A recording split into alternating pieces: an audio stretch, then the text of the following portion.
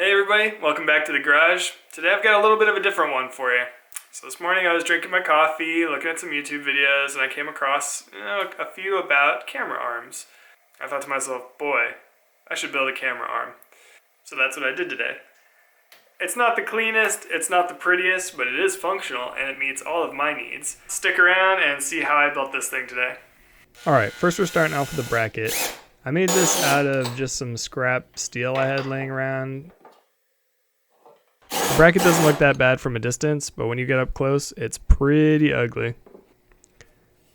First things first, marked everything out, got a general idea of where everything was going to go. Started cutting with the angle grinder. I really need to go buy a bandsaw one of these days. It would make my life way easier. I'm cutting these triangles out so that I can reinforce the angle iron so it's stronger overall. So after cutting everything up, I went through and I just kind of took off the edges with a flap disc. I started welding by getting 2 pieces of the angle iron square to an arm, and then welding a piece of flat across the back of it. I'm using a Harbor Freight welder, and my welding skills are awful. Now is a good time to go ahead and drill the pivot point on the bracket, and I used the arm in the bracket to make sure everything lined up properly. Back to my atrocious welding skills, I'm putting the triangles onto the bracket now to support the angle iron, make the whole thing stronger.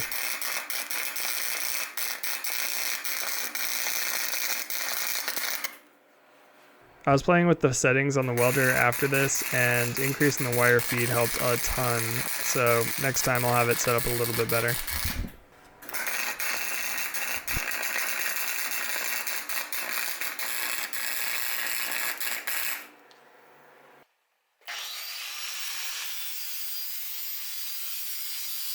What's that saying from AVE again? Grinder and paint make me the welder I ain't? Not this time.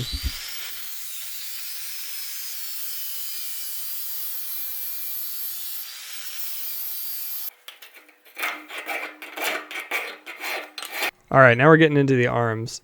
So I cut out little spacers from a pipe that I could put into the arms and give them a little support as I squeeze down on them with the bolts. Just like before, marked and cut everything out.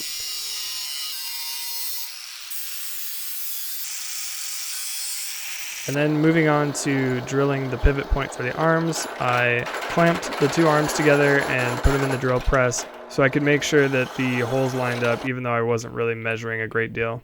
So when assembling these arms, I put a washer between the bolt and the arm, and then it went through the spacer. Another washer between the arms,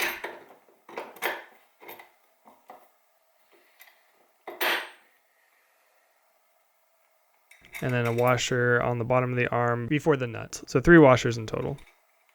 I managed to lose the nut that I was going to use on this arm pivot, so I had to go dig through my remnants, and I found like a half nut, which didn't quite fit perfectly, so I need to replace this at some point in the future. Something I really wanted to maintain is that I wanted this to fold almost flat against the wall so I could put it away when I wasn't using it, and that worked out pretty well.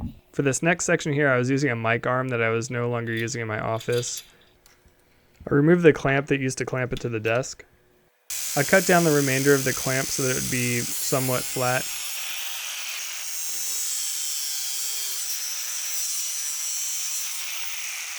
And then I drilled it for 2 bolts, which I will use to attach it to the arm.